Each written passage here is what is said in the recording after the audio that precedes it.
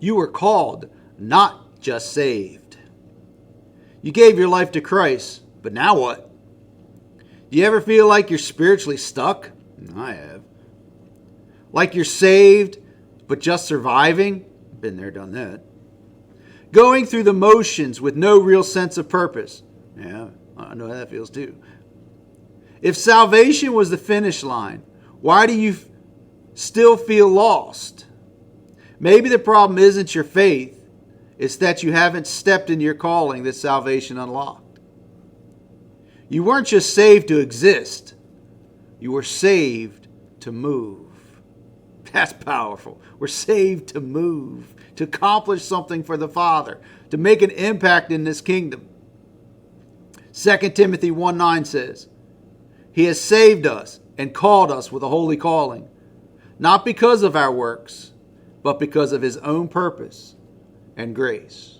Whoo! It's powerful. David used to think salvation meant spiritually safety, nothing more.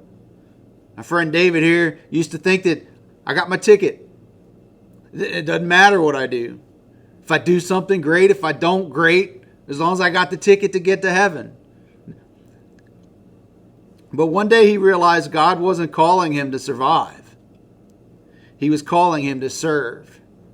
David began discovering that being called wasn't for a chosen few. It was for anyone willing to walk in their purpose. Are you willing to walk into your purpose? You're willing to get rid of those spiritual blahs because you know there's just something missing? I mean, you got good devotions, you're worshiping God, you love God, but there's still something missing. Ask God, what are you calling me into right now? Because what you're being called into right now may not be what you're being called into for the future. Who's asked you at church to help them do something that you're like, not me, no way. But maybe that's the starting place. Maybe that's the place you find obedience.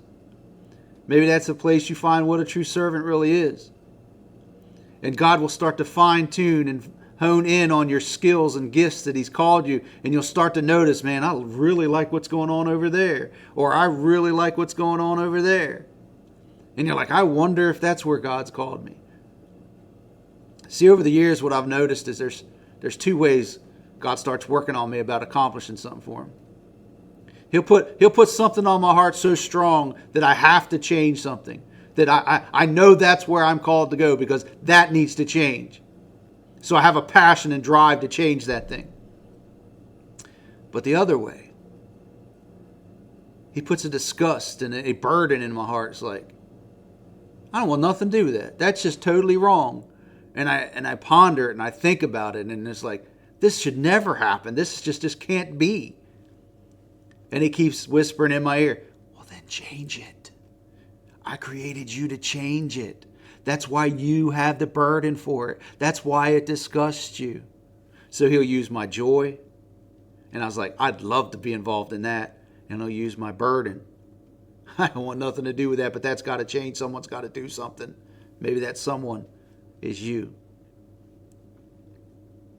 Ask God what you're calling me to do into right now. David journaled his answers, and a new sense of direction began to take root.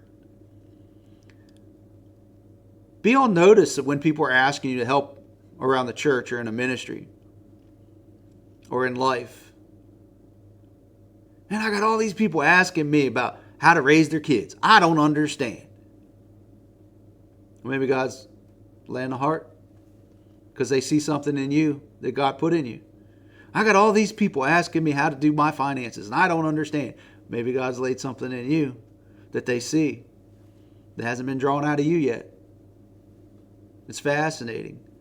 The church keeps asking for volunteers to clean this or clean that or to go here and serve these, and I don't understand. And then it just, maybe you're the one that's supposed to make that call. If you live like you're only saved to survive, your faith will grow stagnant. Been there, done that. But when you realize, like David, that you've been called into a divine purpose, you begin living with direction and energy and a passion that stretches you beyond your Sunday morning experience. See, I know when the Lord gets me and I'm doing what He wants me to do, I think about it a lot. I think about what's the next lesson series we're going to talk. What's the next message they need to hear? Who do I need to help? What do I need to do? How can I? What can I do? How can I accomplish this? How can I draw them closer to you? Lord, awaken me to my calling.